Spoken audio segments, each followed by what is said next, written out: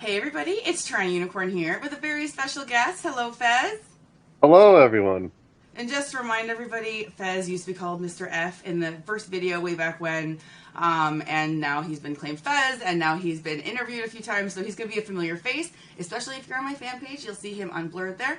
So we have some stories to tell, and who better than the man who put it down my throat? So this is for YouTube, this first part, and so I'm going to be blunt in a shell of caution. But if you come to my fan page after, I will take off those restraints, and I'll be able to tell the full version there with Fez. So isn't that right, Fez?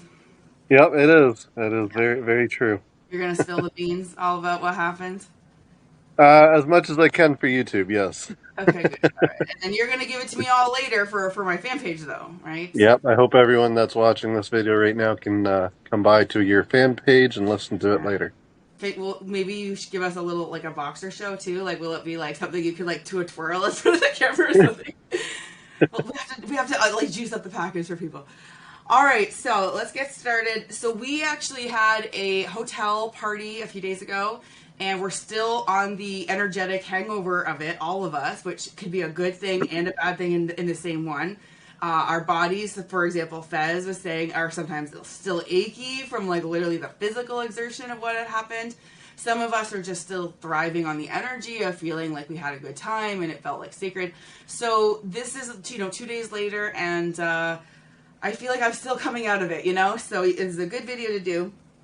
Now, first of all, I had this hotel party planned, and I'm no fool. I know I was going to be a hungry girl for that dick, and I decided with Fez's consultation to have him come and meet me at the hotel earlier with his wife, and we would actually just bang it out there so that I could fucking focus on the party. And it was a fantastic idea, right?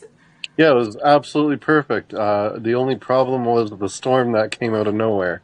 Yes. So because you have a very long drive, right? Yeah, it was a 2-hour drive normally, and it turned into just over 4 hours And it's with scary, the. right? Like It you was get a, snow squalls. yeah, it was terrifying. You couldn't see 2 feet in front of you. It was a crazy snow squall blizzard. It was just between Barrie and Collingwood, or And Collingwood, Cooktown. okay, and that's like it wasn't on the radar. I guess like no one was expecting this, and then it was just like, yeah. So you guys were a little stressed, I imagine. That must have been a very long car ride. I was in the hotel, doing my own photo shoot for my fan page and stuff. So I was having a ball, but then it was extremely cold. Like the weather in this city in this country has not been this cold in a long time, and it was like what -30, -22, something along those lines. I know that's a big gap, but I don't know the fucking answer. So, those are the only two numbers I heard that day. But basically, it would hurt your nose to breathe through it when you were outside, right? Like it was like that cold. So I remember smoking a little bit of a joint outside, but abandoning ship because it was too cold. Now that doesn't happen to me a lot.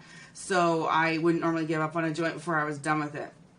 So that goes to show that I was, in the hotel. I wasn't going to leave. It was way too cold. I even wanted to go get snacks, and I was like, no, fuck it, I'm too cold. So I stayed there, and like I was just waiting. So are you coming? Are you coming? And so they got delayed in that unexpected snowstorm. And then here I am, like worrying now. Are they gonna drive safe, right? Because like it's now hazardous. So it was like, it was like a little bit of up in the air about whether this party was gonna happen or like whether it was gonna go off, well. So I hung out hope, and sure enough, they were able to arrive safely. And yeah, so it felt a little rushed for me because I think for me, I could build a little bit more on the warming up side because I just get a bit of this awkward phase where I'm like, I think you can tell in the video, which when I say video, it's a wink wink. You know what video I'm talking about. And so do my fans on my fan page. But basically, you can tell I'm like fidgety. I'm like, I don't know if I can like just start like sucking a D right now. Like I have to have some kind of warm up. But you were very good, and that's what I one of the things I like about you is that your takedown is very effective. So like you were able to just kind of like come in on me with consent. It was always consensual. You come in Yep. on me. I was still speaking, and I wasn't close to the end of the sentence as you started to kiss me. And I remember telling R later about how normally that wouldn't be a great idea to like interrupt me, but like I was like it was perfect because I just got to melt away, and it was like you were just like took the dominant kind of energy from the beginning, and that's what a good dominant does, in my opinion. You don't have to question what energy you don't have to question when you're under a dominance energy. You know, that's how I feel. Because I am not dominant with you. You are more dominant with me, and that's different than some of my other dynamics, right? Yes. As you said, I'm one of the few that can be as dominant with you as I am. Yes, and you wouldn't want it any other way. I don't think you're looking to kiss my feet and worship my ass, and then I'll tell you a good boy. That's not what you're up for, right? Not yet, no. Not yet. I'm. That's a good answer. Well, there's always things that we can explore, right? And I think that it's always an option. It's not.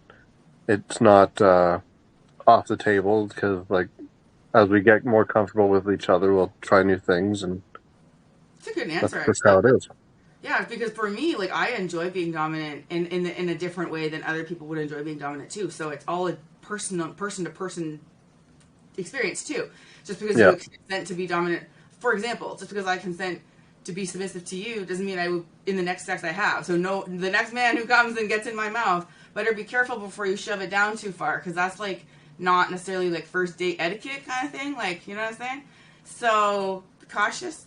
Anyways, so we basically got it off to a good start. You kissed me. You made me kind of shut the fuck up. Like, I was like, okay, fine. This guy's finally like, it's happening. You're a lovely wife who is very chill. And I wish I could almost like scrape a little bit off and like rub it as lotion, the chillness, because I don't know. I need weed to be that chill.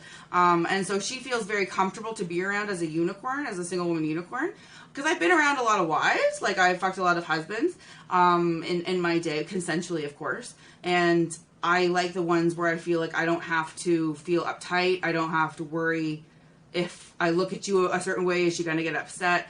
Because like it's just so clear in this lifestyle what's being offered and what isn't, and it's just so respected. And I love that. That's why even me and your wife can hang out and have fun together. Because there's no weirdness about the fact that I suck your dick, because everyone else does too in the room, frankly. Right? It's not just something about me. It's everyone absolutely. in that room you also played with. So, which is fantastic. It's ideal for me. I would love to have a relationship again. And I mentioned this a few times, where I feel that comfortable too, because that's the ultimate goal for me as well. So it's nice when someone manifests it in their own marriage. For me, it gives me reassurance that it's possible. So that's great. Not everybody would be acceptable or comfortable with that, and that's fine. If anyone's watching this who thinks, maybe that woman doesn't love him, or like maybe she just this is a very happy marriage from what I understand. Very, you've been together a long time. She still talks about how much she likes your butt. Like there's real like good stuff still there, and so you guys just understand that sex is something different, and sex can be done for recreational and other fulfillment versus romantic or even just the emotional connection, right? So you guys really have that nailed down, I've got to say. Yeah.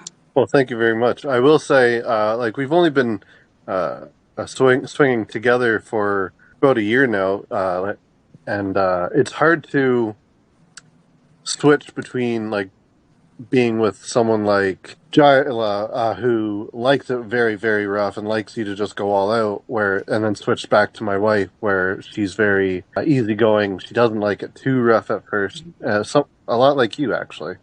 Okay. Yeah. Well, I like it rough. I just need an on-ramp, a long one. Yeah. Yeah. Same with her. She likes it. She likes it steady at first, nice and slow, and then once she's warmed up, and then it's fair game. I mean, do other women want it differently? Because part of me wonders if they just don't say anything. That could be it too, right? We should ask the questions, because every woman I know who hasn't already had sex that day would appreciate a more of a gentle warm up. Yeah. That's my understanding. Gentler than they do, which is why, and I will put a little video clip of this on the screen. I have a video called Women Need an On-Ramp to Penetration, and it was one of the funniest advice videos I ever did, because it just is a good analogy to explain how some men, not fez, but some men put their dick in very fast because they think there's the hole, let's go to the end. And it's it's just a bit intense and intimidating in a bit of the wrong way, if I could be clear, because sometimes intimidating and intense can be good things. But in that way, like, it's not like we're not like making sounds of joy. If we were like making sounds of holy fuck, you know. So if you want it to be more of a in general experience for somebody to feel very pleasurable the way you intend, I'm talking to the viewer, by the way, you would literally be very careful and slow at first to the point of almost obnoxious. Make her almost beg for your dick, because she will. Because it gets to the point where you're like, give it to me. Like, I begged for your dick. I told you when I needed it harder, right? Like, Yep. so in a way, you almost could get that from them to like until you get that green light kind of thing, and then give it your all. But I had to make that video for myself for the sake of my friends, because we all had consensus on this, and it was good. I know it helped people. So okay, so me and you started kissing, and you know, do you want to start telling a bit of the story? I mean, it's a little blurry for me. Well, it's a bit blurry for me too, but I do remember most of it. So I started kissing you. We started just macking out, and then I just start whipping my Dio, and then Mm. You told it me to get on my knees. Like, you were like, yeah, it's time. you, Like, I was you like, oh, okay. you jumped up on the bed preemptively, and I was like, no, you're going down on your knees, and you're Yeah. facing me, Yeah. and I remember that. I remember that part. It was like, oh, okay. All right, sir. Like, I don't call people sir. Like, I haven't before, but just now I no, did. But I was like, yeah, it felt like that energy, right? And for somebody who's itching to feel submissive, I like when you were insistent on, like, you know, that. So that was good. The whole time, your wife is holding the camera for us, right? yep, she Consensually, was, she agreed, and she did a great job filming for us, so that yes, we have this on tape. So it was the whole time me and you, but she was in the room. Anyways, yes, I just remember you got your dick out, and again, this is YouTube, so we're going to be very careful at this part, but you will come to my fan page after for the After Dark version, and I will say it very bluntly. Basically, I got acquainted with it. We had talked on text before the hangout about how rough it was supposed to be and all of that, and then you delivered, right? And I delivered back, and it was some of the hottest. It was probably the hottest blowjob I've had in like 10 years. Like, I don't even know. It was just because I could finally go, and I finally did take all of it, right? I did the last. I have not been able to take your whole D before, right? yeah. It was amazing. It Mm-hmm. was it was outstanding. I couldn't believe how well you did. Yeah, it was like a full extra, like, let's, like, 2 inches. Like, let's just, that's not nothing. So it Yeah, really took determination and discussing between the two of us how to dance our way there, because I know it seems like a very obvious thing, just put it down, but there's some closures or feelings of closure in the throat that can make it almost impossible, and we had to find a way for me to open my throat enough to allow it in, and I figured it out. I mean, you know, it was fantastic. It was hot. I had a great time. And yeah, then we had, you know, sex on the bed. I'm going to keep this light again because it's YouTube. But basically, I had my makeup destroyed. I had my hair, like, I was just so well effed, like, so well fucked, and we only had like 10 minutes before people were coming. I remember that. And I was like, I yeah. remember looking up and I was like, should I greet them like this? And I had a picture, and I am going to put a picture on the screen because I did take a fucking video of my face, and I want you to see how proud I am with my destroyed makeup. I remember being like, should I just greet my guests like this? But I said no, because it was important to me to set a very specific tone for the party, to not intimidate anyone, to make it too sexual too fast. So I actually did, like, you know, bring makeup, and I, like, cleaned my face, whatever. And then I remember walking around like this, like, perma smile, just being like, all right, so, like, I was like able to run a party, you know? Yeah, you were in bliss for quite a while, and your eyes were very bloodshot for most of the night too, just from the pressure of what was in your throat. Yeah. And I was upside down a lot too. Yeah, you were upside down a lot too. Yeah, it was an amazing experience, and I'm glad that it was your hottest BJ in a long time. So, what does it feel like to be down my throat, all of those 2 inches too? What does that feel like? I can't even explain it, especially when I was especially when I had my hands around your neck when I was when I was Because you felt it, just right? ramming. Yeah, I could feel it all the way down, and it was just absolutely sensational. Wow. I would highly recommend it consensually for anyone else and their partner. Yeah. Just it's an incredible experience. Yeah. It felt good. It felt like accomplishment because I had tried a few times now to get it down and we couldn't get there, but we still had a great Yeah, time. But it feels good to know that when you can push yourself, and I'm committed. Like, I'm not gonna lie, my friend R saw the video, the intense blowjob, and she said that at some points it made her a bit like she's like, it was hard to watch you like that because she's like, it was pretty intense for me. And R doesn't say that a lot. I mean, she doesn't like to look at my pussy pics, but like, she's also my straight friend, right? Ish. But yeah. So anyway, she had never seen me like that, really. yeah, And I was like, yeah. And I said to her, believe it or not, I actually can get a lot rougher. So it's really interesting what some people could be into, right? And somebody else might not be. And it goes to show that like you might not be able to predict whether someone wants it rough or not. And so you might want to always make sure before you ask. But yeah, like I told my viewers a few times about some of the intense stuff I watch on the internet, porn in that genre. And let's just say I understand the psychology of submission now where I didn't before. And I see how equally fulfilling it is to the dominant. And so therefore what I give to you, I what I sacrifice to you is what I get back in equivalency, essentially, for my own pleasure. And I think that's why when people go deeper into kink or deeper into something, it's because it's almost like a drug. You're leveling up, like giving more to you is allowing me to give more as a submissive, which is the pleasure per point for some of us service submissives, right? So if you don't take, I haven't done a good job as a submissive. You have to take for me to feel used and worthy, and used is a word I'll come back to another time in another video to explain how it's positively used in the lifestyle. It's not a negative word when I say you use my face. It's like I had a good time, It was good. yeah, So absolutely.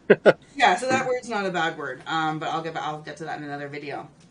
So then we basically just, greeted the other guests and we invited them into the party. So that is the YouTube version of the pre-party, You know what's funny though is I'm going to call this something. You know how guys tend to jerk off before a date to like get the, dick brain out so that Yeah, yeah.